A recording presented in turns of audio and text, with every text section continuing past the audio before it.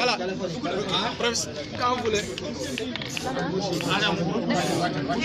Grand, Bray. Sa micro baax na ko bu baax micro bu jëlu son ramassé dama xéer na awma son Bouteille d'eau. C'est bon, c'est bon. ci biir na dugg C'est bon. C'est bon. C'est bon. Il faut que les gens se posent derrière.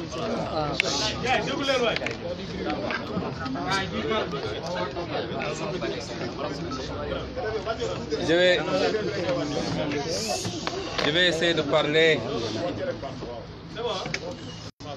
Je vais essayer de parler très fort pour permettre à tout le monde d'entendre, mais surtout à vos micros de pouvoir bien enregistrer. Je vous remercie, pour la presse, d'être venu massivement couvrir ce point de presse. Je vous remercie parce qu'il semblerait que je sois un produit fabriqué par la presse. Donc je vous en remercie. Et si par la grâce de Dieu nous étions élus, je vous ferai peut-être des micros qui enregistrent à partir de vos bureaux pour vous faciliter la chose. Et je pense que le lion qui dort encore ne sera pas rassuré aujourd'hui quand il verra autant d'objectifs. Et c'est le produit, malheureusement, d'une série d'événements et d'activités qui ne sont pas des plus honorables pour le Sénégal. Nous avons convoqué ce point de presse pour vous parler de deux choses, mais ensuite vous permettre d'avoir à poser peut-être 3 ou 4 questions. C'est un point de presse, mais nous vous le permettons parce que nous pensons que les journalistes ont peut-être des questions à poser sur des problématiques qui n'auront pas été traitées ici. Donc je dis 3 ou 4 questions.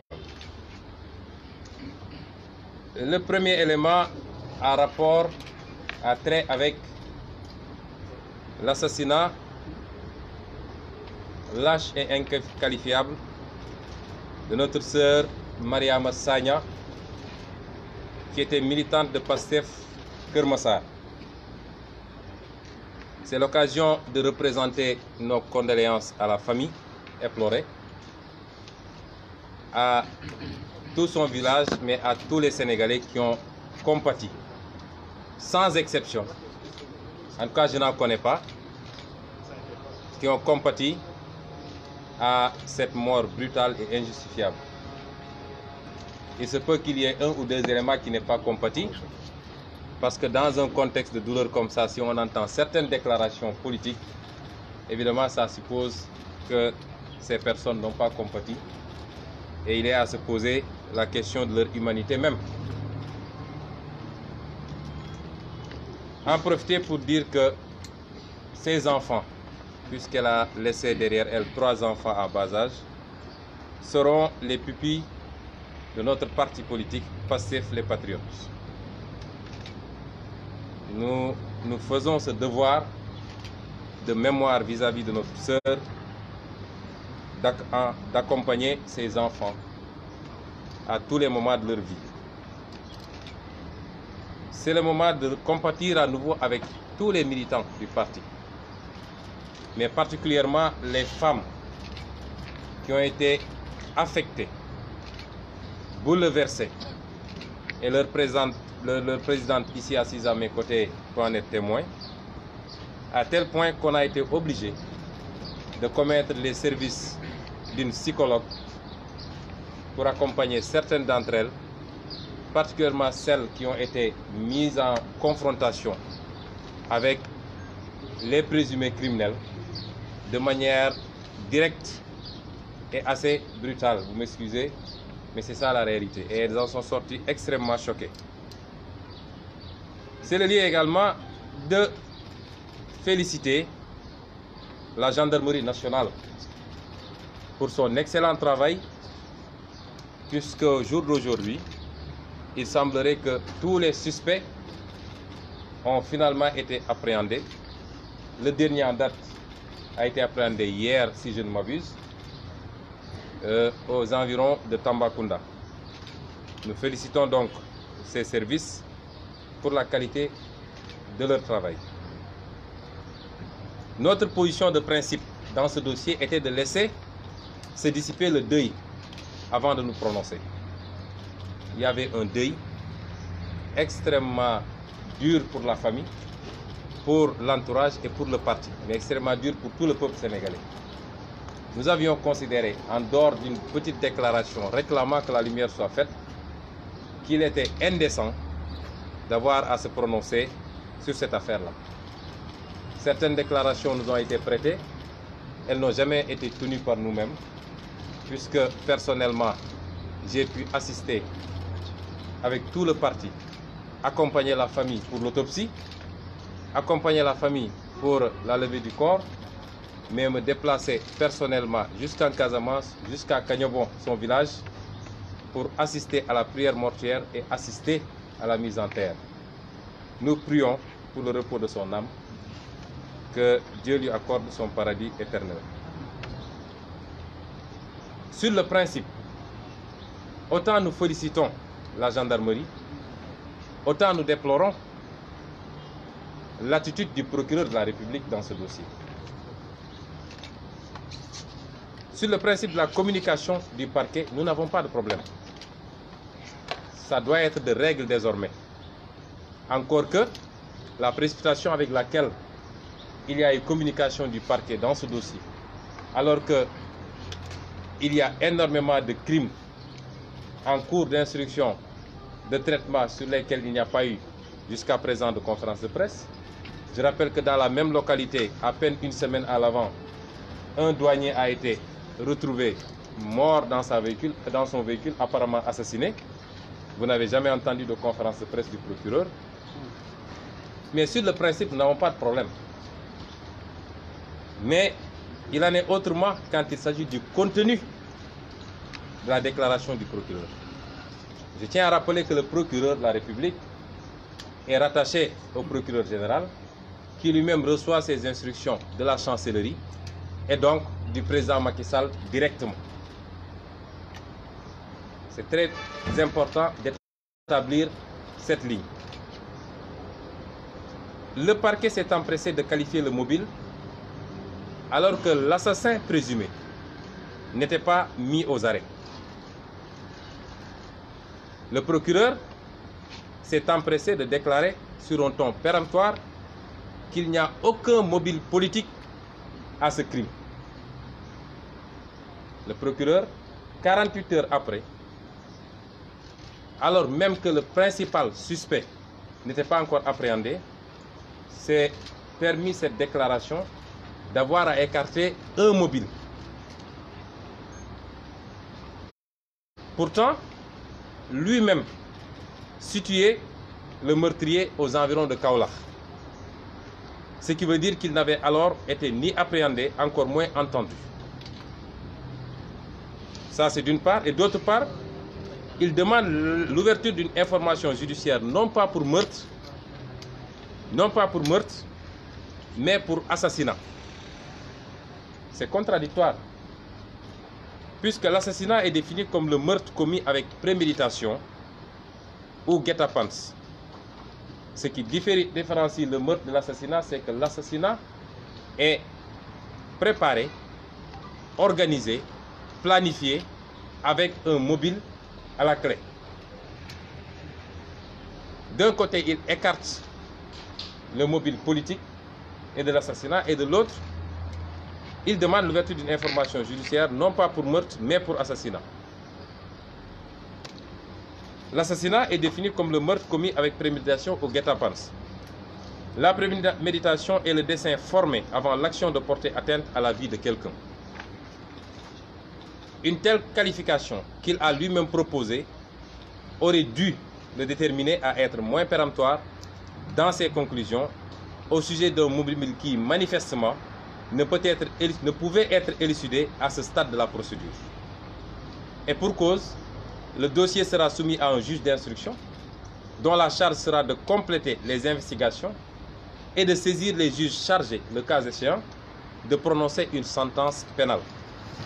Donc ni lui, ni personne d'autre n'en connaissent grand-chose pour l'instant, en attendant la saisine du juge chargé d'apporter plus de précisions et une fois que le présumé assassin sera mis aux arrêts et leurs éventuels commanditaires connus.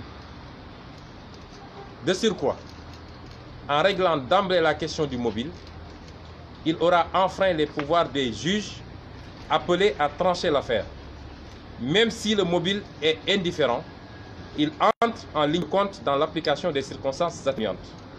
Alors que ces derniers ne sont pas encore prononcés, faute d'être saisis.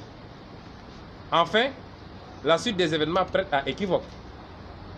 Lorsqu'un personnage influent du parti au pouvoir a franchi le Rubicon en déclarant que la victime avait été retrouvée avec de fortes sommes d'argent.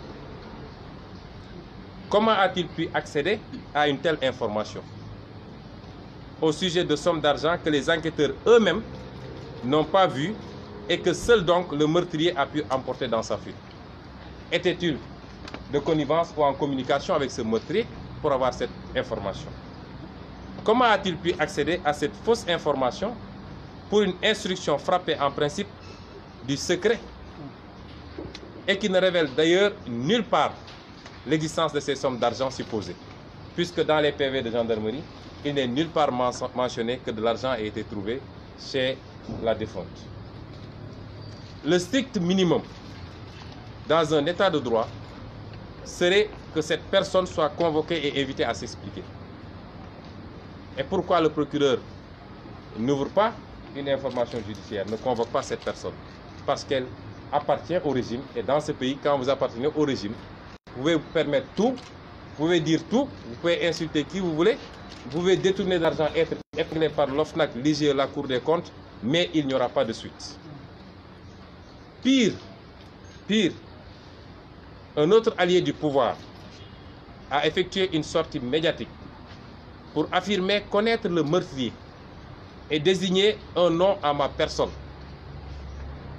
C'est particulièrement grave. Dans tout état normal, il aurait dû être immédiatement convoqué par le procureur. Mais rien n'en a été. Il n'a pas été convoqué. Il n'y a même pas eu de réprobation.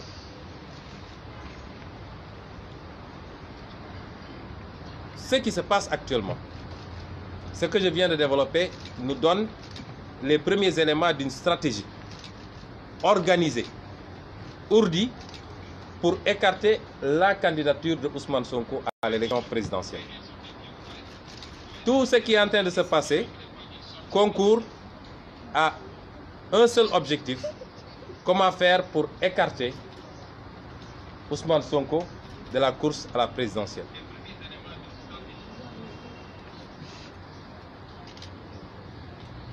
En ce qui nous concerne, nous ne prenons pas toutes ces déclarations à la légère. Vous savez, comme disent les Wolofs, les petits fous qui s'agitent, ce qu'ils racontent, ils l'ont entendu à la tente du roi. Elles participent d'un vaste complot ourdi par le régime de Macky Sall pour nous écarter de la course à la présidentielle au moyen de machinations judiciaires. Aujourd'hui, on agite des arguments de terrorisme, tantôt, demain de violence, après-demain d'argent illicite ou de drogue. Nous n'excluons pas qu'ils profitent de nos événements ou s'introduisent chez nous pour y glisser quelques substances prohibées et faire débarquer ensuite les limiers pour nous accuser de quelque chose de très grave. Nous ne l'excluons pas avec ce qui est en train de se passer. Je veux rassurer tout le monde, nous ne sommes pas paranoïaques, parce que pour être paranoïaque, il faut avoir peur. Or, nous n'avons pas peur de ces gens-là. Tout le peuple sénégalais constate que la peur est dans l'autre camp. Il suffit qu'on annonce une sortie de Ousmane Sonko pour que ça tremblote comme des feuilles, que ça pleurniche comme des fiottes. Donc la peur n'est pas dans notre camp. Nous n'avons pas les moyens de l'État, nous n'avons pas l'appareil d'État, nous n'avons rien derrière nous, mais nous n'avons pas peur de ces gens. Et je veux rassurer tout le monde qu'il n'y a aucune paranoïa, encore moins une victimisation. Nous donnons des faits concrets que chacun d'entre vous peut vérifier. Rien n'est inventé dans ce qu'on est en train de dire.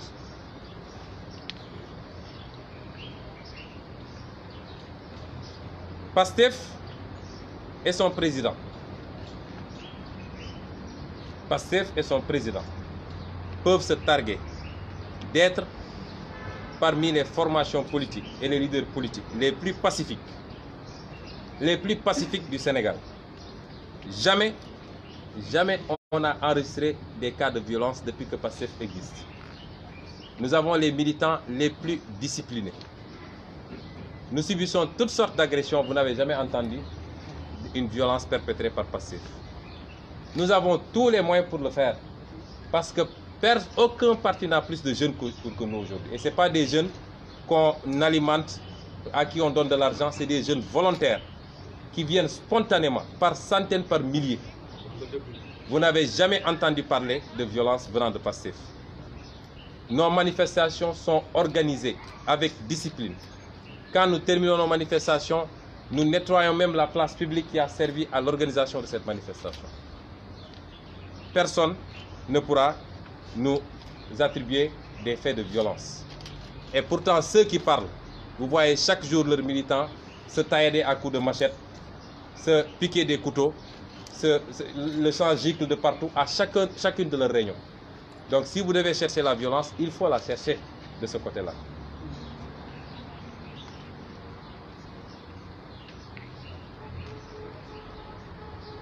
Chaque jour, depuis le 16 septembre, vous voyez qu'il y a eu toujours une violence verbale contre Ousmane Sonko. Mais vous noterez que depuis la sortie de Solution, je crois que Solution a de dormir. J'ai parlé l'autre jour de Diefour Général. Il ne se passe un jour sans que vous ne voyez des gens sortir de partout, des alliés, des militants, des ministres, des députés, des religieux, entre guillemets, pour raconter tout et n'importe quoi sur Ousmane Sonko. Ça va jusqu'à maintenant des menaces de mort, puisque vous les avez tous entendues. Que des gens appellent publiquement à l'exécution de Ousmane Sonko. C'est pourquoi nous avons écrit au ministre de l'Intérieur. Nous avons écrit au ministre de l'Intérieur qui lui-même m'a publiquement menacé sur les ondes d'une radio. Tout le monde l'a entendu. Nous avons écrit à ce ministre de l'Intérieur pour que l'État assure ma protection. Espérons simplement que Macky Sall, même si j'en doute fort, aura l'élégance du président Abdoulaye Wade, qui, rappelons-le, en 2012, vous lui avez accordé cette même protection lorsque il a été caillassé à Kébémer. Espérons simplement, j'en doute fort, qu'il aura la même élégance.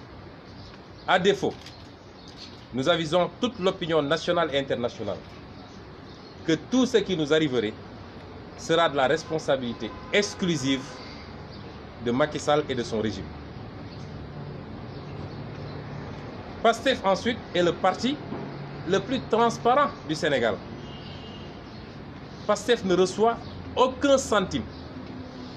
Et nous avons mis au défi ce régime depuis longtemps, avec tous les moyens dont il dispose, d'avoir à prouver que Pastef reçoit un franc malien, un franc français d'ailleurs, qui ne proviendrait des cotisations de ses membres, des levées de fonds des Sénégalais de tous bords, de la diaspora, que je félicite avec la campagne Bokona, comme de l'intérieur du pays. Il ne sera jamais établi que nous avons un franc qui ne nous appartienne. Nous sommes l'un des partis les plus pauvres du Sénégal d'ailleurs. Vous savez, quand les gens sont émerveillés par les résultats que nous obtenons, nous ne les obtenons pas avec l'argent. Nous les obtenons avec la force de la conviction et des arguments. Nous nous adressons aux Sénégalais pour leur dire ce qui est vrai. Et c'est ça qui justifie ces ralliements et ces adhésions massives. Vous ne verrez jamais quelqu'un vous dire « Pastef m'a donné 50 francs ». Il nous arrive d'avoir des difficultés pour payer ce siège. Mais comme leur pratique politique, c'est comment détourner de l'argent et aller acheter des consciences, ils pensent que derrière chaque succès, il y a forcément des milliards. Nous n'avons rien. Nous sommes l'un des partis les plus transparents est l'un des rares, je ne sais pas s'il y en a d'autres, qui depuis qu'il a reçu son récépissé, chaque année dépose ses états financiers au ministère de l'Intérieur. Chaque année. Chaque année, nous déposons nos états financiers depuis 3 ans que nous sommes reconnus au ministère de l'Intérieur. Vous allez demander à l'APR ou à n'importe quel autre parti, est-ce qu'ils le font? Ils ne le font pas. Parce qu'ils ont des choses à cacher. Nous n'avons absolument rien à cacher, nous de PASTEF. Alors, les enseignements qu'on peut rapidement tirer de tout ça, parce que ces occasions doivent nous permettre de parler aux Sénégalais. Il y a un contexte sécuritaire extrêmement délétère dans ce pays. Tous les citoyens sont en danger. Les 2 mises en cause dans cette affaire de Mariama Sagna sont des repris de justice. Et l'auteur présumé des faits a été condamné récemment à 5 ans de prison ferme pour tentative de meurtre. Et il a été élargi en janvier 2008. Combien de criminels sont chaque fois élargis de nos prisons? 2018. Janvier 2018. Donc ça fait juste 8 mois entre la date d'élargissement et la commission de ce meurtre. Et combien d'autres forfaits a-t-il pu commettre de larcin ou d'agression entre ce temps? Cela pose donc, et son complice est connu des services de police pour faire d'usage de stupéfiants. Cela pose donc un véritable problème de réinsertion des détenus.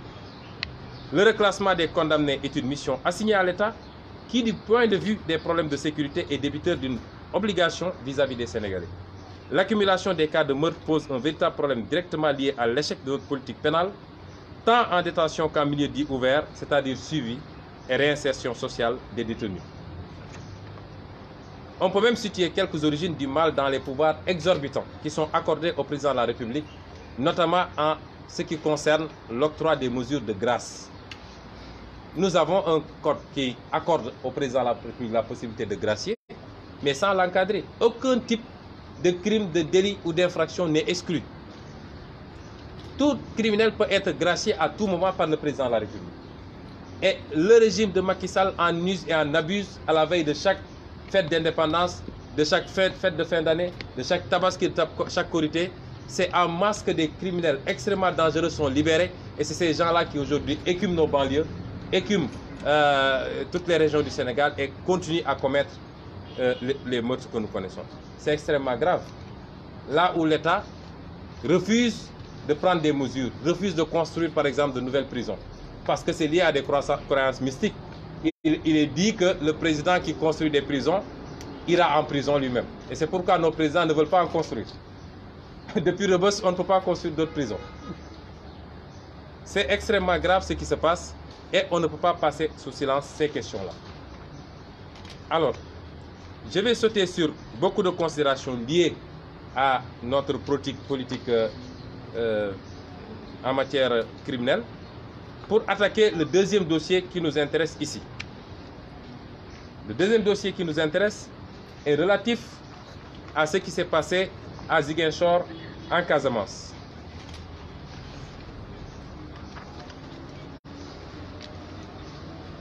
Ici, on a la deuxième série d'éléments de stratégie pour écarter le candidat Ousmane Sonko.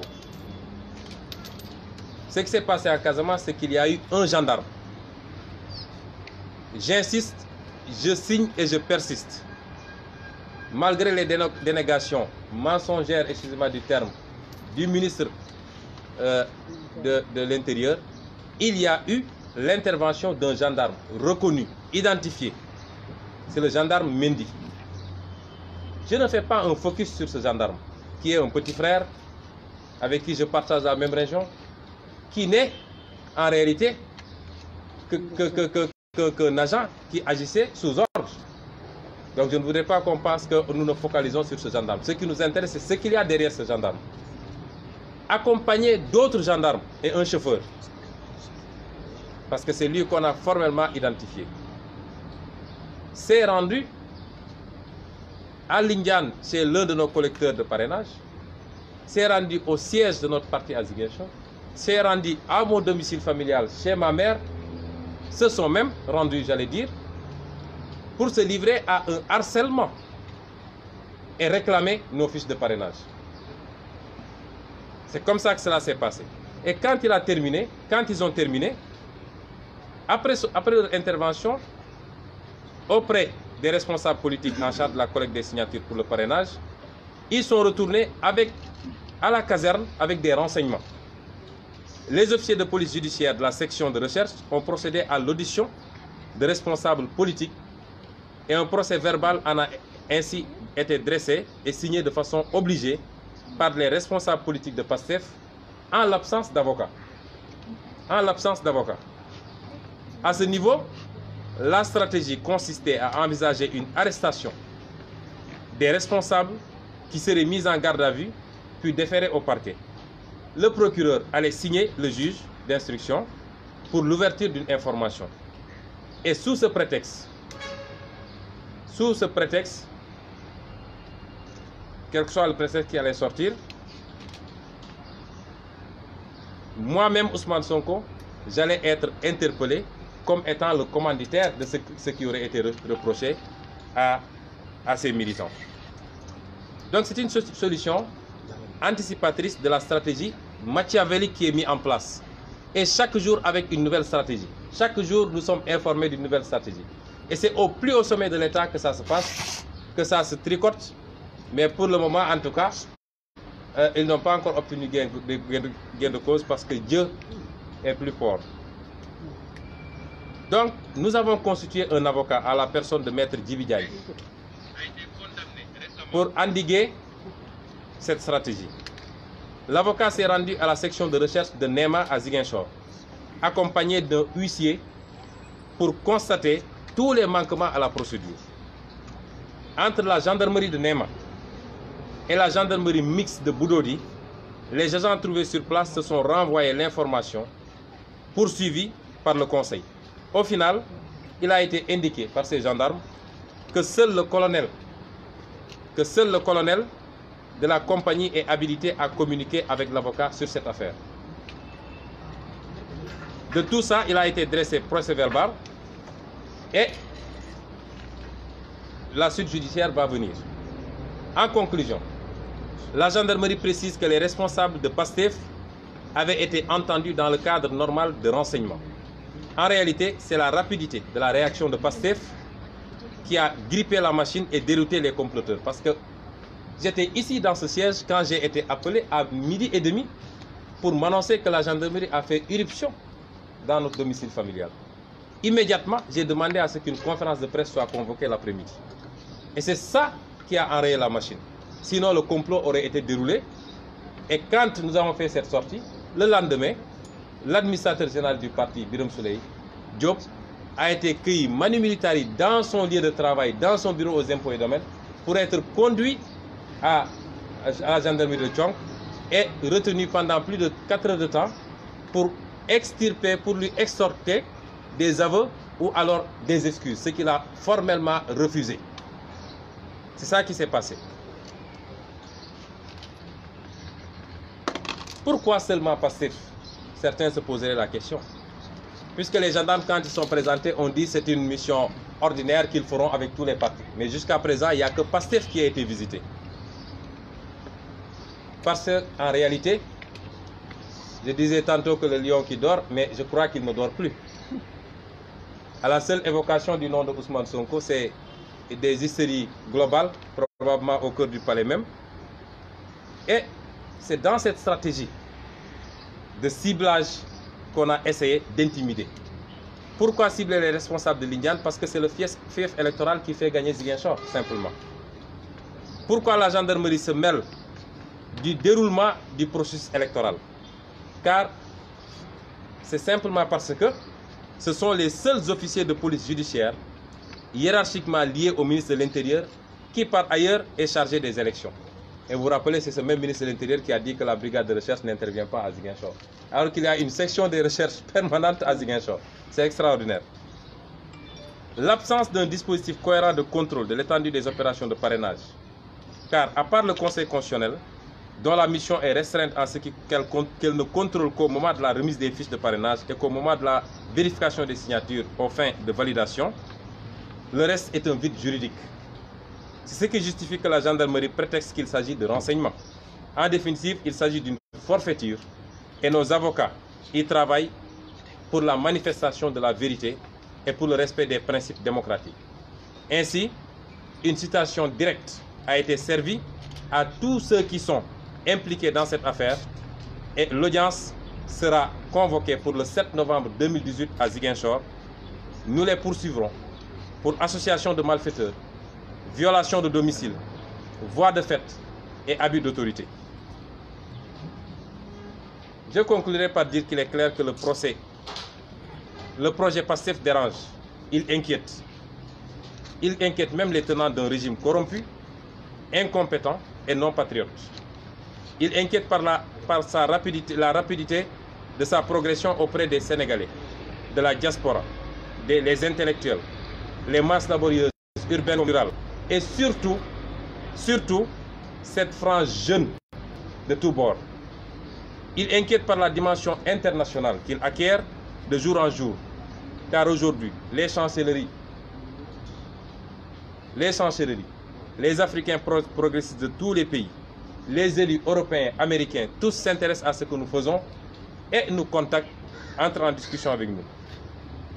Chers compatriotes, le Sénégal est à la croisée des chemins en 2019. Le monde nous regarde et nous avons une opportunité historique de prendre notre destin en main définitivement. Ne la gaspillons pas une énième fois. Voilà les quelques mots que je voulais dire par rapport au point de presse. Je peux faire un résumé en Wolof avant de vous laisser poser vos questions auxquelles je répondrai rapidement pour vous libérer pour que vous puissiez être dans vos rédactions.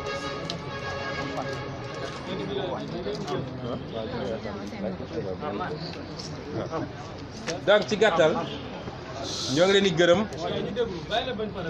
di gërëm ci seen teewaay di wax ni rek dañoo woote jataay bi pour waxtaan ak Sénégal yépp ku ne ci biir réew mi ku nekk bitim réew waaye waxtaan ak àdduna yépp it parce que lii xew Sénégal tey àdduna yépp a ngi koy seetaan ñoo koy bind wala ay télévision internationale ñoo koy def ci li xew Sénégal ak la ñuy liggéey ñun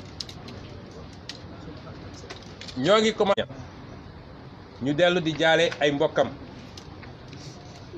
ay waajuram borom këram doomam waaye di jaale it waa parti bi yëpp rawatina jigéenu parti bi ndax daf ci am ñoo xam ne tey mbir mi daf leen def psychose am na ci ñoo xam ne tey sax dañoo mujj jël ay psychologue yu leen di suivre ndax keroog bi ñu leen wooyee gendarmerie ne leen ñëw leen xàmme ñi ñu jàpp ba wax ndax ñoom la dañoo ñëw rek ñu boole leen ak ñooñu directement amul benn kiiraay bu ñu teg seen diggante loolu nag doon choc ak jigéen nu mu sensibiliser ñu jóge ci jàpp ni ñooñu bis bu ñu leen bàyyee te xàmme nañ seeni kanam dinañ leen wër fu ñu munti nekk pour faagaagal leen di masawu sénégalais yëpp ndax ñëpp a naqarlu mbir mi ñi ko naqarlu daal ñaar wala ñett la parce que su dëj amee nit ñi nekk ci naqar ab nit war a mun a taxaw moom di ci wax ju ñaaw joo xam ne Sénégal yëpp dégg nañ ko damay jàpp ni kooku war nañoo xoolaat niteem waaye Sénégal yëpp a naqaru li xew ndax Sénégal réewu yërmande la Sénégal xamuñu fi violence xamuñu ko woon dañuy gis léegi daf ñoo war a tiital ñun ñëpp di jaajëfal waa gendarmerie ci liggéey bu rafet bi ñu def ak ni ñu gaawee ba fexe ñi mu concerné ñu teg ci seen loxo ñu teg loxo ci ñoom bëgguñu woon nag gaaw wax ci mbir mi tant que dëj bi mu nga ci woon ndax topp nañ ci gunge famille bi fekkee ba autopsie bi jeex ñu fekkee levée du corps bi gunge ko ba Casamance fekkee fu ñu ko jullee gunge ko ba ca armeel ya denc ko ñu doog a dellu si moo tax boobu ba léegi kenn dégguñu si ñu ne teg rek waaye dinañu ñaawli taxawaayu parquet ci dossier bi ndax waa parquet gis nañ gaaw gi nga xam ne procureur gaaw na koo génn wax te ñëpp xam nañ ni procureur dañ koy waxloo ndax procureur mu ngi dépendre ci procureur général moo xam ne moom ministre de la justice moo koy digal te ministre de la justice moom Macky Sall moo koy digal kon procureur su waxee rek dañ ko wax loo waaye gis nañu nu mu gaawantoo wax ci mbir mi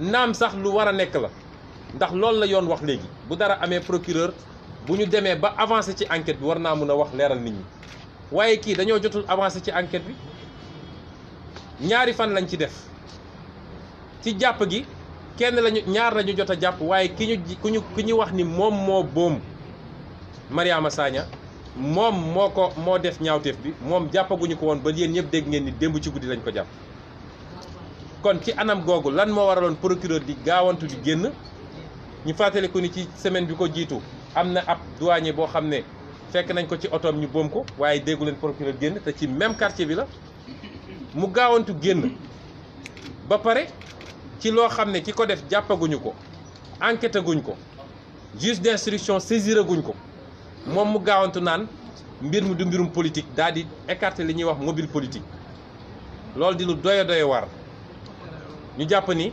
mënuñoo rafetlu taxawaay procureur ci loolu te ni ñu bëgg a orienter sénégalais yi ci benn côté rek loolu dal suñu xel surtout ci jamono ji nga xam ne bis bu ne ngeen dégg ñu jël ay wax yu ñaaw a ñaaw teg ko ci ndodd Pastef bis bu ne ngeen dégg ñu menacé ñu ba tey ci mujj dégg ngeen ñuy ku dem ba di menacé ne nañ ñu rey am na loo xam ne xel mun na cee tey ndax ñu organiser meeting bu réussir moom mu bokk ci ñi ko gënoon a suuxat teguñu ci 1 heure de temps ñu ne fekk nañ ko ñu boom ko newuñu looloo tax ñu boom ko de waaye mënuñu koo dàq tant que enquête bi matul moo tax lan moo waral procureur di gaawantu di tëb naan dañuy écarter lii wala dañuy écarter li mu def sax dafa violer secret de l'instruction te loolu jaaduwul ci réew mu mel ni Sénégal ñu koy naqarlu di ko ñaawlu di wax nag képp kuy yëngatu ci mbirum justice ñii ma toogal nii ñaar ñi avocat lañu waaye ba ci ñaaw nga xam ne magistrat lañu ci ni ñoom nañ leen ñu ngi leen di ñaan comme suñu waxee dara ci justice ñëpp jóg wax waaye bu justice di doxee ci noo xam ne du anam gu rafet na ci nit ñi di wax parce que noonu la ñuy defaraatee justice bi di wax ni procureur jamono jooju muy wax moom ci boppam ma nga naan kii ndeyu mbir mi ki ñu jàpp ni mooy ndeyu mbir mi li tubaab naan présumé ñoo ngi ko foogee Kaolack booru Kaolack ci enquête boo xam ne ñi ngi bëgg a jàpp nit nga gaawantu def conférence presse joxe turu nit ki joxe fan la nekk amaana sax su defuloon loolu jàpp nañu waaja bu yàgg loolu naka la ko mën a defee mu dellu si ne mbir mi du meurtre assassinat la mooy du loo xam ne lu bett ñëpp la waaye lu ñu préparé la lu ay nit waajal la daa di teg seeni pexe pour def loolu waaw loolu su amee loolu la tubaab di wax assassinat bokkul ak meurtre kon moom dafa waroon tey ba enquête bi gën a avancé kon ñu ngi ñaawlu taxawaayu procureur ci noonu mu ko doxalee ñuy wax ni dégg ngeen nit ay kilifa yu bokk ci Macky Sall ay kilifa yoo xam ne ci Macky Sall lañu bokk daal di jóg ñoom wax ñaari wax yu rëy rëy yoo xam ne réew mu amoon su doon justice la ñu am dëgg ñooñu waroon nañ leen woolu bu yàgg kenn ki jóg na taxaw ne ndaw sa fekk nañ fa xaalis bu bëree bëri muy ab wax goo xam ne du dëgg ndax lañ fa fekk ña doon def enquête bi rek ñoo ko mën a wax te ci PV gendarmerie lay nekk te musuñoo wax loolu benn waaye ñaareel ba li gën a garaaw mooy su dee loolu am na te ka daw moo yor xaalis boobu comme su dee xaalis bi am na xanaa moom dafa doon jokkoo kooku di wax ak moom ndax moom moo yónni kooku kon loolu ca saase la ko procureur waroon woo te defu ko ñaareel bi mooy keneen ci ku nekk ci nguur gi ñëw taxaw ne ndaw si ko boom xam nañ ko moom Ousmane Sonko moo ko boom kooku dañ ko waroon woo ci saasa waaye dañu ne ci réew moo xam ne boo àndeeg Macky Sall lu la neex waxal lu la neex defal gis nañ fi ñoo xam ne ay milliards lañu toxal ñu jàppaleen fii ci ay rapport tey ñu ngi nii ànd ak Macky Sall di gundaandaat di organiser ay meeting gis nañ fi ñu wax ay njombe yoo xam ne tey rek nit wax na ba ne nañu assassiné Ousmane Sonko dara du ci mujj parce que Macky Sall la àndal waaye ku fi opposition waxuma la sax nga wax waaye soo juumee ba am lu rëcc sa làmmiñ rek ñu gaawante nag ne nañ ko tëj nañ ko pexeel nañ ko faagaagal réew muy doxee noonu mënul dem.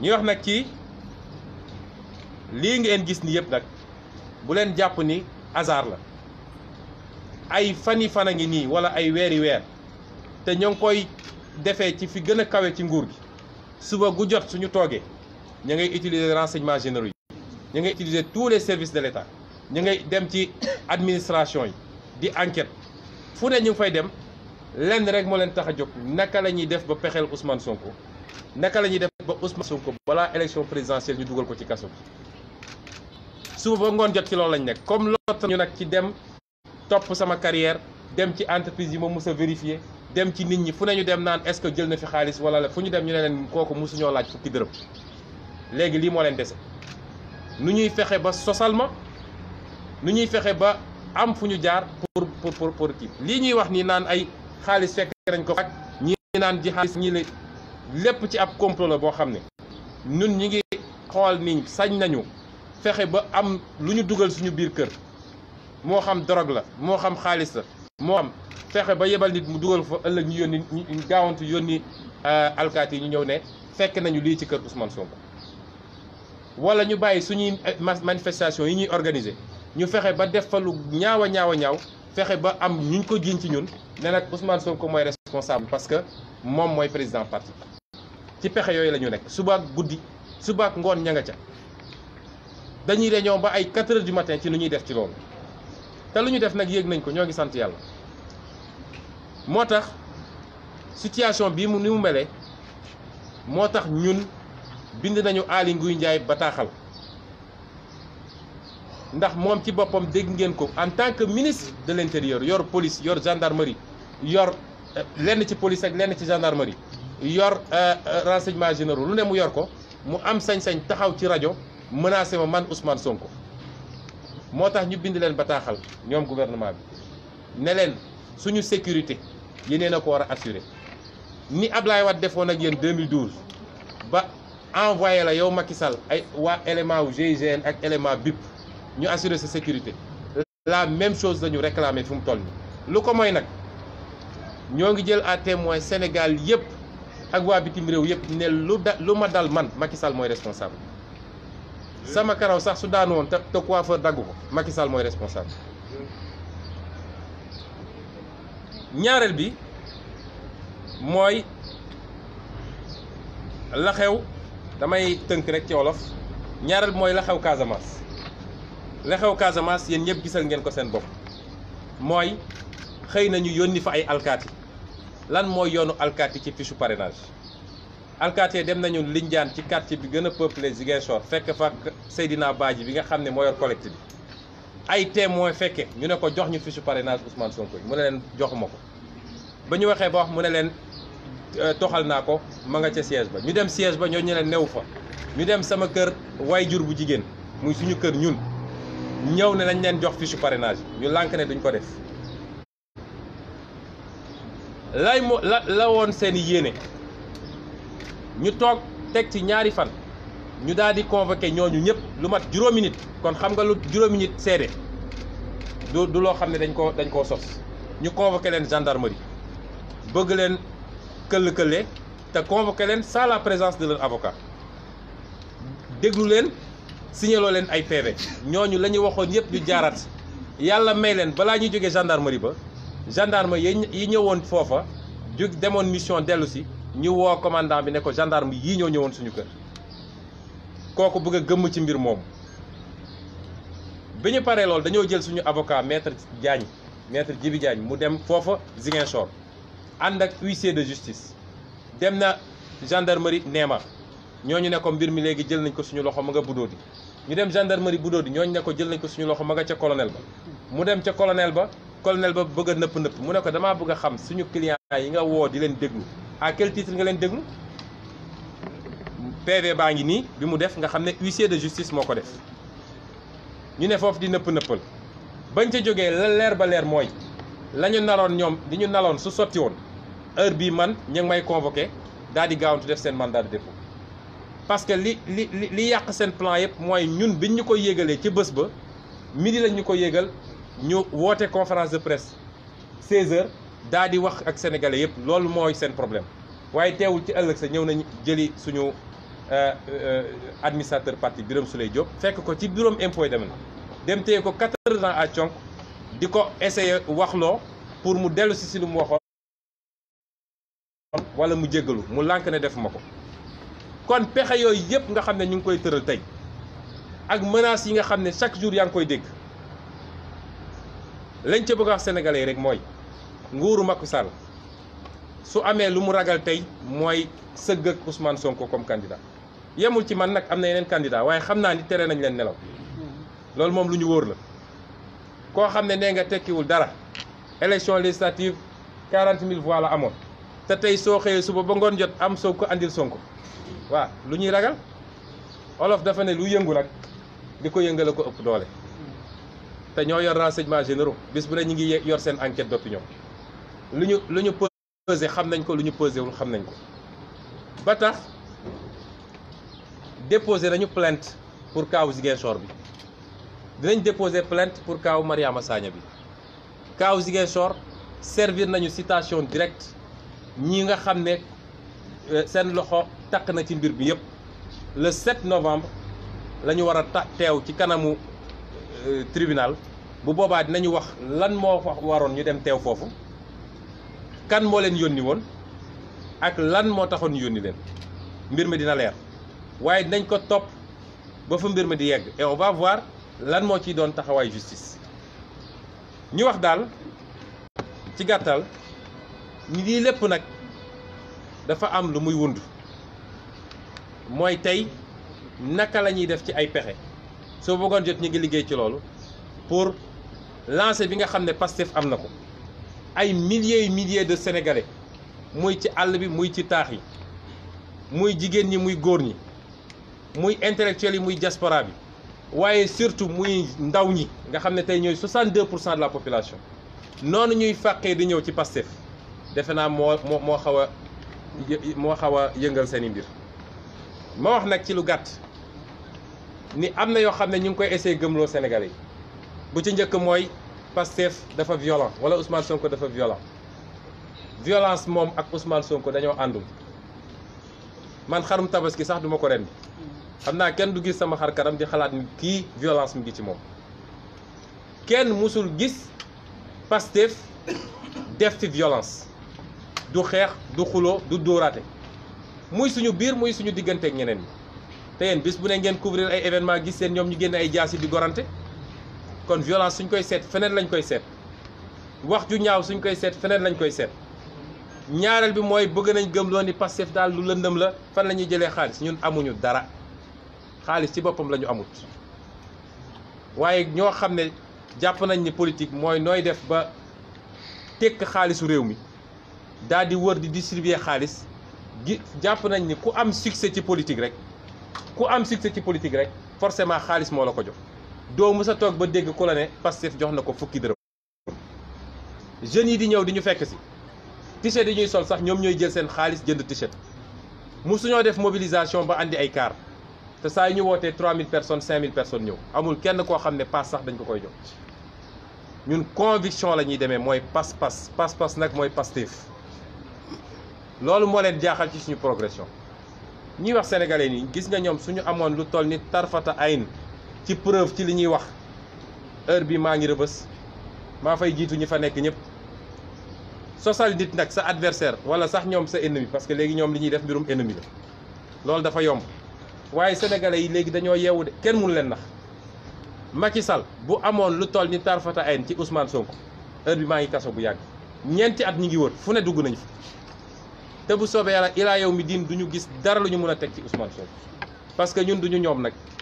ñun duñu sàcc duñu laal lu ñu moomul gore nañu am nañu dignité lu ñu yàlla jox ñu yem ca lool ñun duñu ñoom kon ma daane rek ci wax ni bi nga xam ne mooy njaboot gi fi Mariama Sagna bàyyi yàlla mayoon na ko ñetti bant ñuy ay tuut tànk suñu parti ci li nga xam ne devoir de mémoire la mooy kóllëre gi nga xam ne moo dox su diggante ak Mariama bu soobee yàlla dinañ jël en charge mooy tubaab naan pipi de Pastef mooy def nañ leen ay doomu Pastef te bu soobee yàlla ba baa ñuy mënal seen bopp dinañu def suñu kéem kattan pour taxawu leen loolu booy ci gàttal li ñu bëggoon wax ci point de presse bi di leen delloo kàddu gi su amee ay laaj ñu am njort ni warul bëri parce que xam naa ni da ngeen di dellu seen rédaction ñu tontu ci lu gaaw daal di libéré ñëpp jërëjëf. Voilà, on passe aux questions.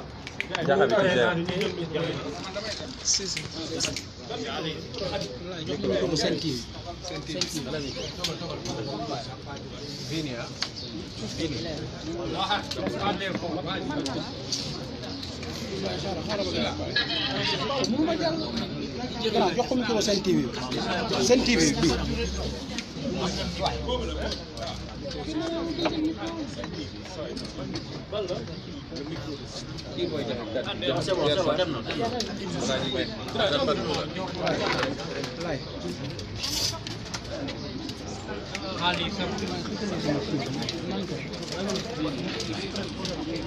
non dafa kale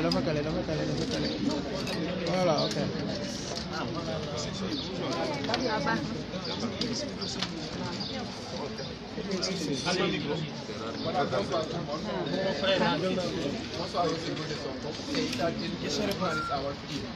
Ma question c'est la suivante. On a besoin de porter plainte pour tirer au clair, pour même que la justice tire au clair l'affaire Ziguinchor. On a accusé Ousmane Sonko publiquement d'être terroriste et il a même essayé d'occulter ce point-là. Est-ce qu'il n'est pas temps pour Ousmane Sonko d'essayer d'éclairer la lanterne des Sénégalais sur son appartenance religieuse? Et encore une fois, est-ce qu'il ne compte pas porter plainte même contre ces personnes-là que tout le monde connaît? Je peux répondre rapidement. Moi, je pense que la question est mal posée. Vous savez, ceux qui font des accusations, c'est à eux d'apporter la preuve. Si je devais être là à chaque fois que... Parce que c'est une tentative de diversion en réalité. C'est après la sortie de notre livre qu'il y a une panique généralisée. Et après, il y a eu des tentatives de diversion et de diabolisation. Vous croyez que moi, je suis si peu intelligent pour être là à répondre à chaque soi-disant accusation? C'est ceux qui accusent. Vous allez les voir, vous dites, apporter vos preuves. Mais moi, je n'ai pas à répondre à des accusations farfelues. Vous savez, le terrorisme est un crime. Un État qui a des preuves que vous êtes terroriste, il vous met en prison. Je suis là, libre. Je vais à toutes mes occupations. Alors demandez-leur, mais vous foutez de nous? Vous avez un terroriste dangereux et vous le laissez circuler comme il veut. Je l'ai dit l'autre jour, effectivement, nous les terrorisons eux. Nous terrorisons tous les voleurs de la République et vous savez que ça pullule de l'autre côté. Parce que nous dénonçons leur forfait. Nous faisons des révélations. Les vraies questions qui doivent être posées, monsieur le journaliste. Il faut que nous, au Sénégal, nous refusions la diversion. J'ai écrit un livre de 275 pages sur les forfaitures dans la gestion de notre pétrole et de notre gaz. Vous n'avez entendu personne répondre. Ça veut dire que tout ce que j'ai dit est vrai. Et que Macky Sall a bradé notre pétrole et notre gaz avec son petit frère, avec Aly Ngouille Ndiaye. Et c'est pourquoi Aly Ngouille Ndiaye m'en veut à mort. Il m'en veut à mort et il passe tout son temps à chercher comment me liquider. Posez-leur ces questions-là. La deuxième, les gens ont dit pendant longtemps, oui, mais il ne fait que critiquer, qu'est-ce qu'il propose? J'ai dit, chaque chose a son temps.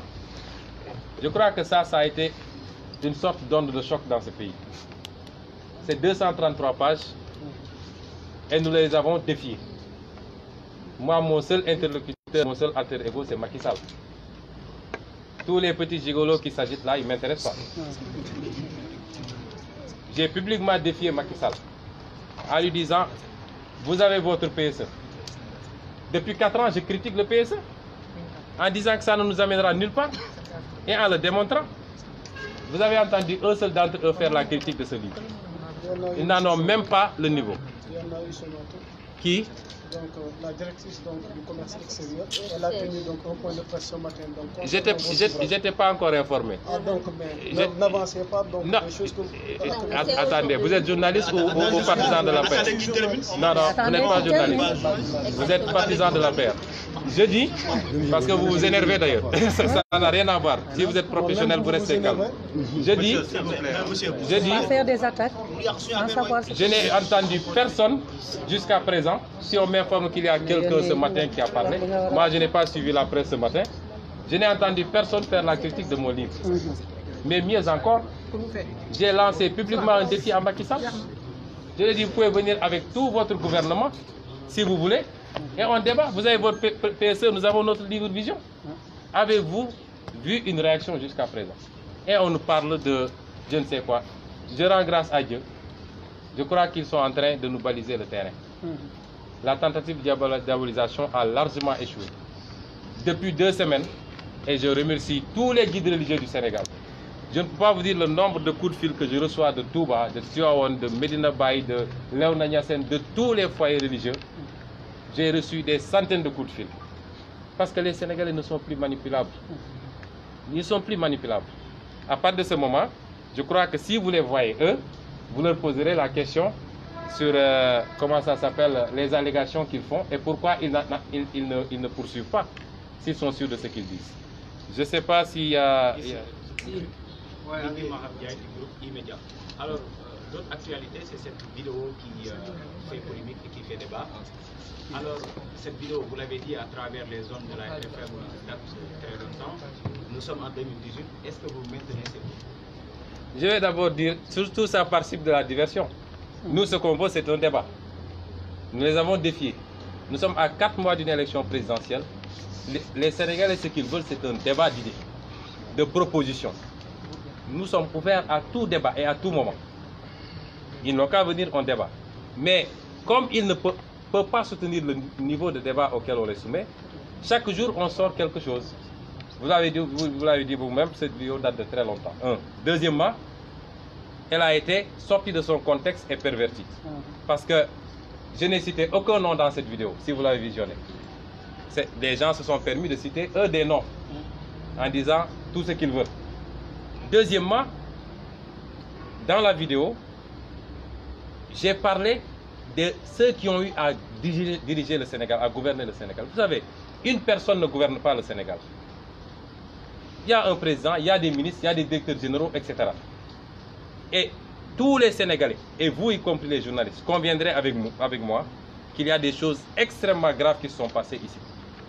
Depuis le règne socialiste, le fameux compte K2 et tout ce qui s'est passé, jusqu'à ce qui se passe actuellement, il y a des choses extrêmement graves.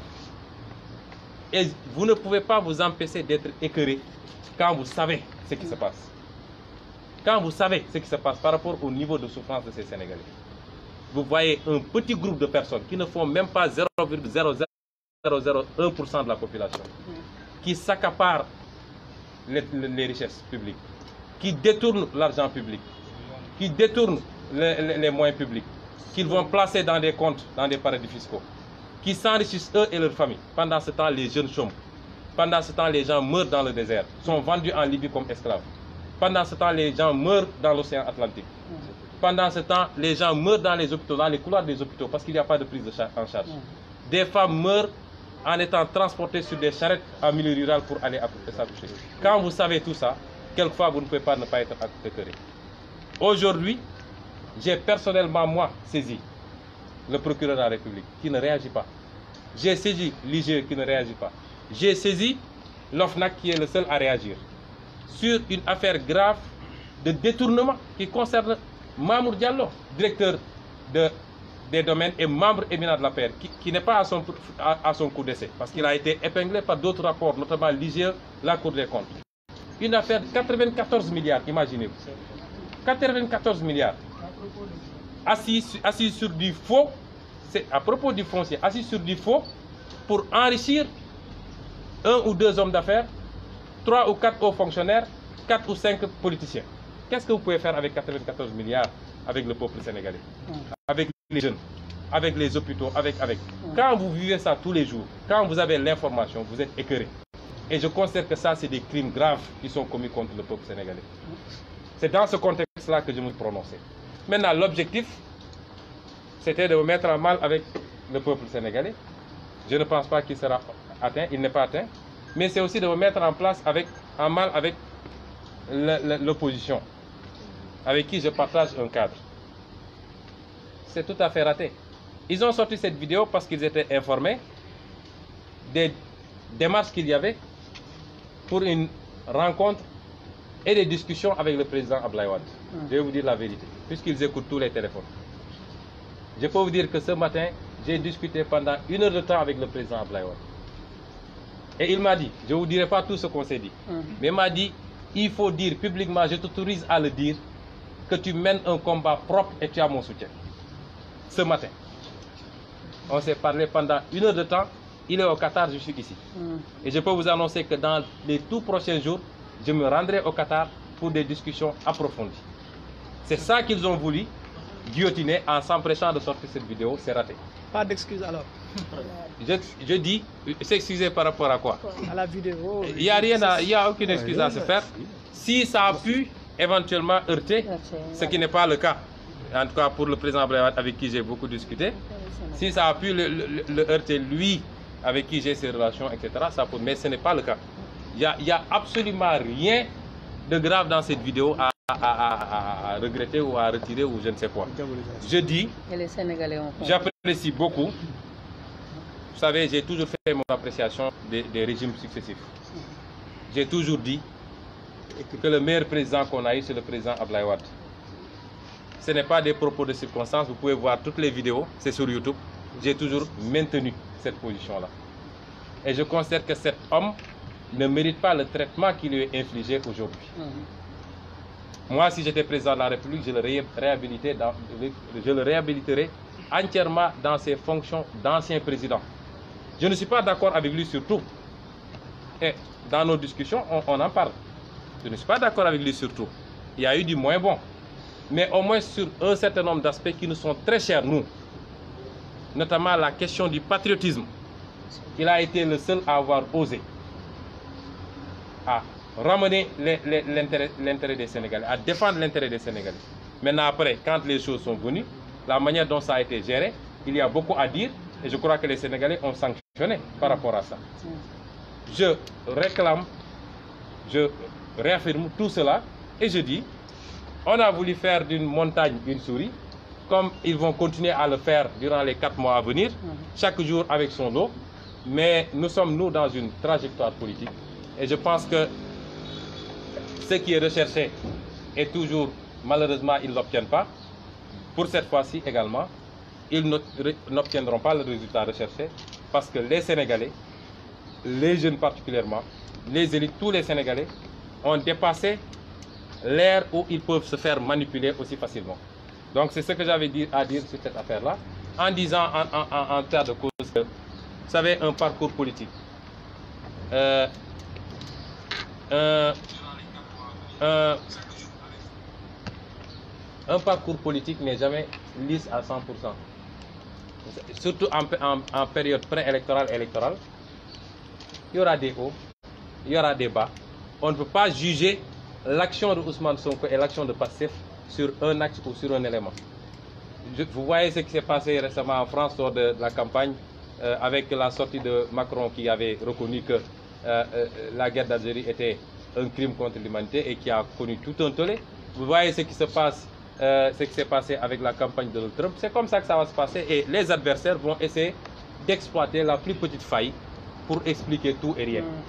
Mais nous sommes lucides et sereins et nous pouvons faire confiance au jugement des Sénégalais qui sont très lucides. Et à chaque fois qu'il y a un événement, ça nous vaut encore beaucoup plus de sympathie et beaucoup plus d'adhésion. Nous rendons grâce à Dieu. On prend une dernière question. C'est bon.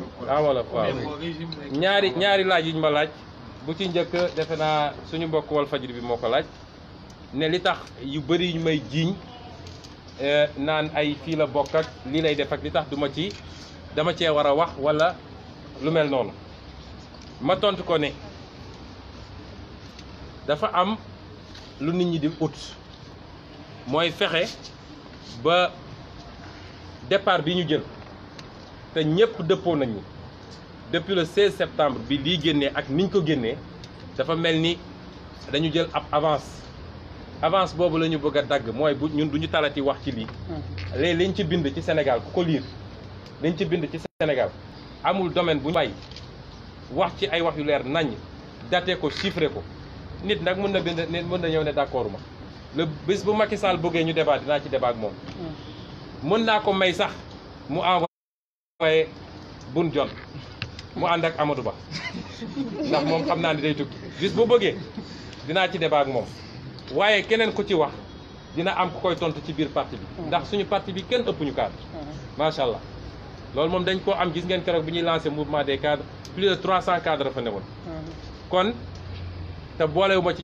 ñu nekk ay diaspora keneen ak keneen ku ci wax man mënul doon sama nawle cadre yaa ngi nii ku ci bëgg a débat yi nañu dem ci télé yi suba ba ngoon jot di débat waxuñu toog rek def sa conférence de presse naan livre bi page nangam da ngay ñëw nga débat suñu cadre toog suñu seen cadre toog ngeen wax wala Macky Sall toog ma toog waaye xam naa ne loolu du gaaw a am du gaaw a am wala mu ñooñu ma wax mu yebal leen ñun fi mu ne nii loolooy suñu priorité mais xam nga dafa am stratégie contre feu yow journaliste yaa ma ko gën a xam mooy su dara ne këtt ne joñ xaw laa gëlëmal nooy def ba taal beneen daay ci côté bi nit ñi di daw ci loolu fàttali leen donc suñu leen toppoon ñun bis bu ne kenn génn def benn accusation ma dem taxaw woo conférence de presse ne damay tontu mais kon am nañ li ñu bëgg mais ñoom ñooñu di wax su ngeen taxee ak ñoom nee leen lan mooy seen preuve ndax muy ci diine muy ci droit temporel la ñuy wax mooy ki accusé mooy joxe preuve mosoo gis nag ma ñëw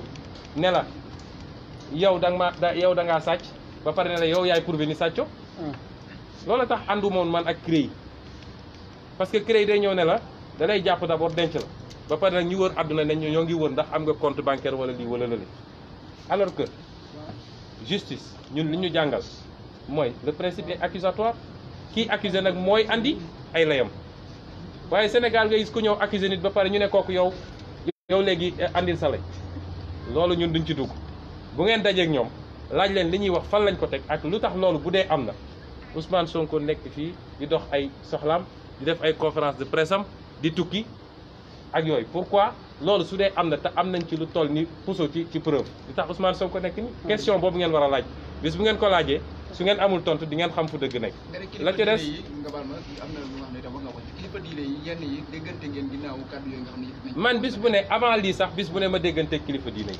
muy waa Touba muy Tivaouane muy Kaolack muy feneen ak feneen muy sama mbokk kilifa diine yi nekk Casamance bis bu ne ma déggante su ma taaloon fii sama téléphone du ñu teg 5 minutes te doo gis ku woote koo xam ne Mbàkke lay sant wala si wala leen ak leen gis nga parti bi kii xaw ma lu mu doon waaye xam kii bokk murid la yaay faalu parti bi kii murid la bàyyi faalu parti bi kii tijaan la kii maître sax xamul fii catholique a ngi fi yahud sax a ngi fi parti bi parti ñëpp la ñun Sénégal moo ñu ñor parti bi parti ñëpp la mais loolu ñuy wax noonu waxu daanu saret la te dafa contraire sax ak suñu constitution question bi nga posé contraire nag suñu constitution parce que suñu constitution araamal na ngay laaj nit lan mooy diine ci loo xam ne lu réew mi bokk la il faut ngeen yi creuser yooyu ngeen wax ci li ñu war a wax araamal na parce que parti amoo droit parti nekk parti religieux wala parti régionaliste kon pourquoi nit nekk ci parti ñu ne ko yow lu lan nga doon foofu déjà problème am na fa mais gis nga ñun xaritu ñëpp lañu macha allah dañ maa bëgg boo xam ne man sax damay am kersa lu xew ñu yëgal ma muy ak foyer religieux bu mu mën a nekk kon loolu peine perdue la mënuñ ñoo boole kenn ndax réew mi koo bëgg a defar da nga koy defar ak sénégalais yëpp da nga koy defar ak kilifa diine yi soo duggee ci livre bi li ma proposé ci diine gisaguma ko fi proposé ndax proposé naa ci livre bi ne rapport diine ak état dañ ko war a institutionnaliser suñuy voté budget assemblée nationale ñu voté budget culte ne 100 milliards wala 150 milliards budget culte la lii day dem ci njàngale daara yi ak église ba lii day dem ci defaraat jàkka yeeg defaraat egsi lii day dem ci màggal lii day dem ci gàmmu mu bañ a doon loo xam dañ koy bàyyi président yor ay maletam ñu naan fonds politique su demee naan woo ku nekk di jox naan mais ñu institutionnalisé bind naa ko fi ma dellu ci loolu ne bu ma yàlla joxoon réew mi bu ñu ko yàlla joxoon ay haut conseil xaw ma la nag lan yu bëri yooyu ñu créé te kenn xamul lu mu doon mais dañ ko fiy dindi assemblée nationale mooy am bu ñu libéré nag proposition yaa ngi fi ak benn organe boo xam ne kilifa diine yëpp dañ fay am représentant bu dara amee ci réew mi ñu ne découvrir nañu pétrole wala gaz wala nangam-nangam ñu bind fan lañ ko découvrir lan mooy quantité yi naka la demee et cetera ñiy wax arabe ñu laak ñu def ko ci arabe ñiy wolofal ñu def ko ci wolofal ku ne ñu jox la ne leen nag dañoo bëgg ngeen wax ñu lan moo ciy seen xalaat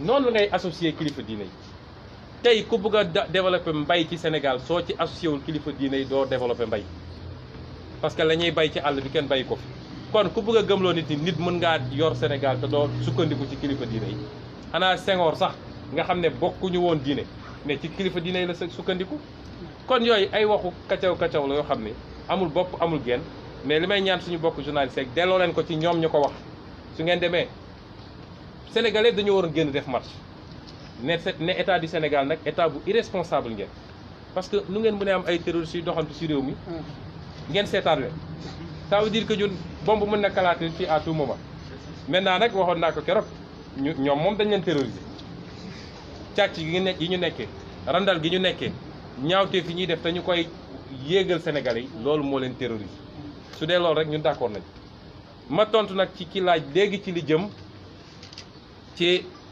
vidéo bi ñu génnee te defe naa démb ak tey andi woon na tuuti wax wala wax ju bëri sax mu laaj lan lañ ci mën a wax benn moom sax wax na ko loolu man xaw ma sax ca ban jamono la xam naa ne daal nu mu tuuti ay weer la première question bi ñu war a poser mooy lan moo tax ñu génne ko tey parce que li ñu bëggoon gëmloo Sénégalais yi mooy lu ma wax démb la wala barki démb mu ànd ak contexte bii ñu nekk depuis le 16 bi suñu livre bi génnee gars yi mel ni ay jinne yoo libéré ku nekk di tëb di dal man de leneen nit di wax dama naan est-ce que muucu woon ay mbir wala fikiruñu ko donc contexte boobu ak li ci tegu mooy nañuy fexe ba diaboliser ñu am na démb ku ma ne diaboliser bi dee ko wax ci olof pour ñëpp xam mooy tam ñu dem waaw tam ñu dem am na beneen bu ma waxoon sax moom ni ñuy def daal ba tam ñu dëmm ba Sénégal yëpp ne wuututut waa ji nii dëkkal nañ ñu fi MFDC dëkkal nañ ñu fi Daesh dëkkal nañ ñu fi nu mu tudd jihadiste dëkkal nañ ñu fi violence ne dañoo violent waaye dafa arrogant ak arrogance voilà xam nga Sénégal moom wax dëgg mooy arrogant bon xam naa ni benn góor daf ma ne fii ak élection yi moom Ousmane Sonko ëmb na rek nga dul dégg ma ne ko loolu sax naa ko dégg góor mu ne ma kon wasin na lañ dul wax ma ne ko dinañ ko wax ba pare génne liir bu tooy xepp ne ñoo ko fekkoon fële alors mais ci contexte boobu lañ ko génne may wax ni d'abord lu yàgg la ñaareel bi mosuñoo toog ba suñu xel dem ni dañoo war a jël Masamba wala Mademba boom ko ñi nga xam ne rek ñi ngi tëb di daal su dee dañoo tiit ah defe naa mun nañu dalal seen xel kenn du leen boom waaye nag kenn ku nekk dañ la dénkoon nga yor ko wallahi bis dina ñëw di nga rendre compte de parce que dafay yomb trop li nekk ci réew mi duñ ci dugal suñu loxo parce que ñun duñu ñoom justice dañ koy libérer gis nga corps de contrôle yi bind naa ko fi benn corps de contrôle dootul rattaché à la présidence de la République du UG du cour des comptes mi nga xam ne chancellerie lañ ko rattaché ñëpp dañ leen di libérer ñu am seen autonomie budgétaire seen autonomie d'action mun a def seen i programme dem def seen i audit suñu paree yóbbu ci procureur su procureur yéexee di yoxi bind naa ko ci livre ñu may leen ñoom ñu tëb procureur saisir directement le juge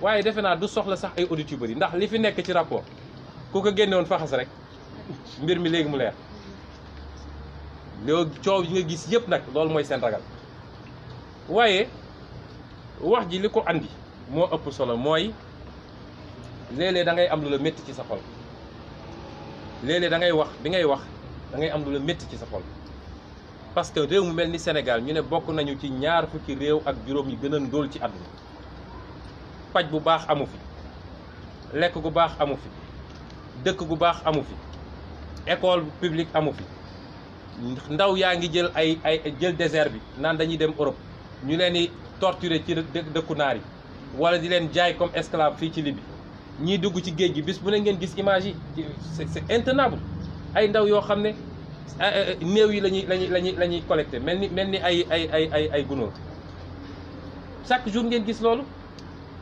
chaque jour ngeen gis jigéen boo xam ne ci saret lañ koy teg pour mu dem wasini léeg-léeg sax mu ñàkk doom ji ci kaw saret bi chaque jour ngeen gis koo xam ne cancer la feebar mënuñu koo faj seen mënuñu koo defal chimiothérapie fii biir Sénégal chaque jour ngeen gis koo xam ne ci couloir hôpitaux yi lay dee école bi xale yëpp sacrifié nañ leen ñëpp xam nañu lii dootul école nga gis ci jamono jooju ay kilifa yoo xam ne sénégalais dañ leen wóolu ba fal leen bañuy soxla dañoo ñëw fu nekk ne dimbali leen ma ngeen fal ma ñu jox leen réew mi ñu ñëw toog di gundaandaat jël suñu xaalis yëpp détourné ko randal ko xam nga détournement du dara lu dul vol waaye pour rafetal ab saay-saay bu sàccee fii ginaar ñu ne il a volé ab homme politique bu sàccee ay milliards ñu ne il a détourné mooy diggante sàcc ak randal waaye yëpp sàcc la rek ñu jël xaalisu réew mi ay milliards ci suñu pétrole ci suñu gaz ci suñu or ci suñu zircon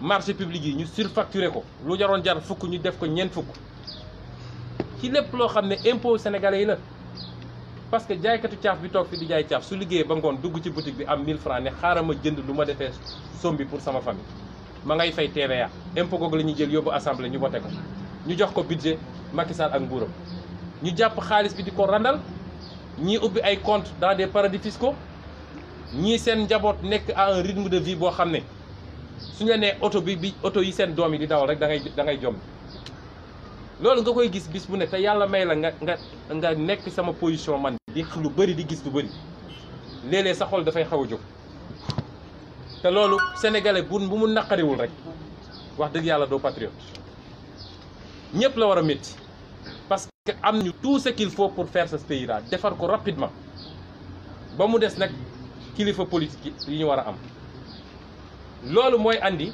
yenn saa yi ci waxtaan ñu xaw a dëgëral tuuti mais ce n'est rien c'est pas méchant ma wax ni liñ ci jubloon nag mooy féewale ñu ak sénégalais yi waaye saa suñu tegee benn acte ne dañoo bëgg loolu yàq deru Ousmane Sonko ca boobu la ñuy am plus de sénégalais yu ñëw ci ñun yu dul jeex opposition bi mun naa la su ma yoroon sama téléphone génneel la ñu bëree bind nañ ma ay message ñii woo ma li andi wax ji nag ma wax leen ko dëgg ñoom dem nañu ba yéeg ni am na ay waxtaan yoo xam ne ay ñi ngi dox jéego yi suñu diggante ak président Abdoulaye Wade defe naa loolu moo leen tere nelaw fi mu toll nii ndax xam nañ ni loolu bu amoon moom defe naa musiba dina am ci ñoom tey ci suba waxtaan naa ak président Abdoulaye Wade lu yàgg ci téléphone bi ma nga Qatar maa ngi Sénégal nee na ma man affaire bi sax reetaan la ma def ndax man su ma lay xool damay gis sama bopp bi ma amee 40 ans lii waxam la mu ne ma bi affaire bi amee man reetaan la ma def ne ma na nga ko wax publiquement maa la ko autorisé ni man damaa rafetlu sa taxawaay ci Sénégal xeex bi ngay xeex bu set wicc la nii la ma ko waxee jéego yooyu nag ñu doon dox lii léeg-léeg ni day am day sax accéléré ndax ci fan yu néew bu soobee yàlla buñ ma galgalul war naa dem ba Qatar toog ak président Abdoulaye Wade ñu waxtaan ci Sénégal moo xam incha allah yàlla moo xam lu ñuy déggoog lu ñu dul déggoo parce que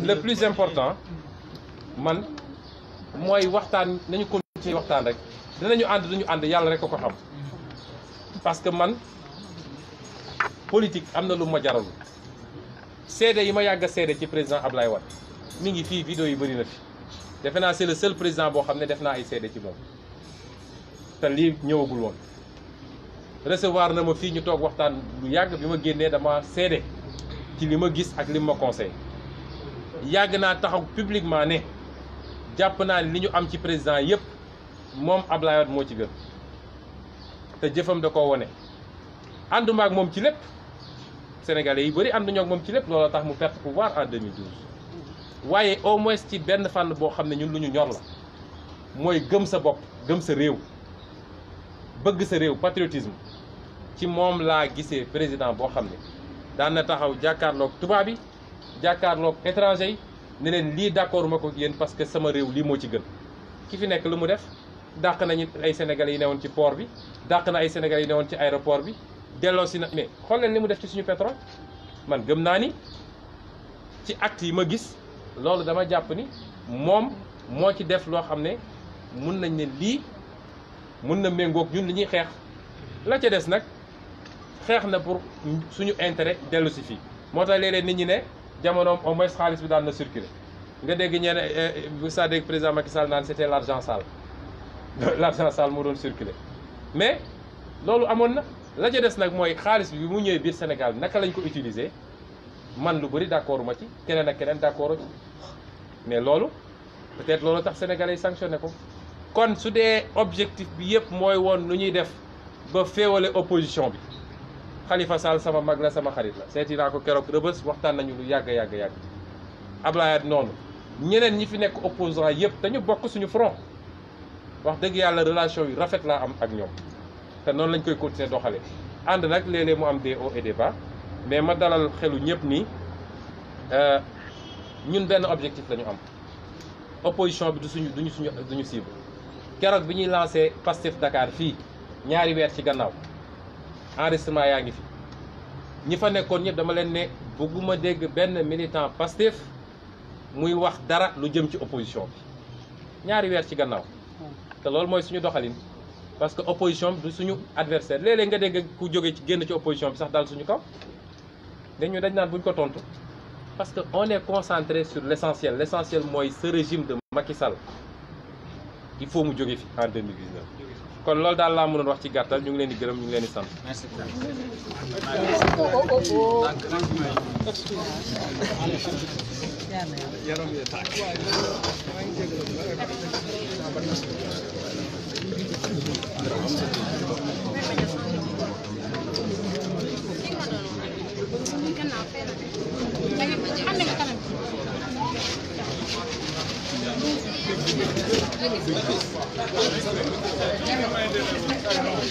Thank you.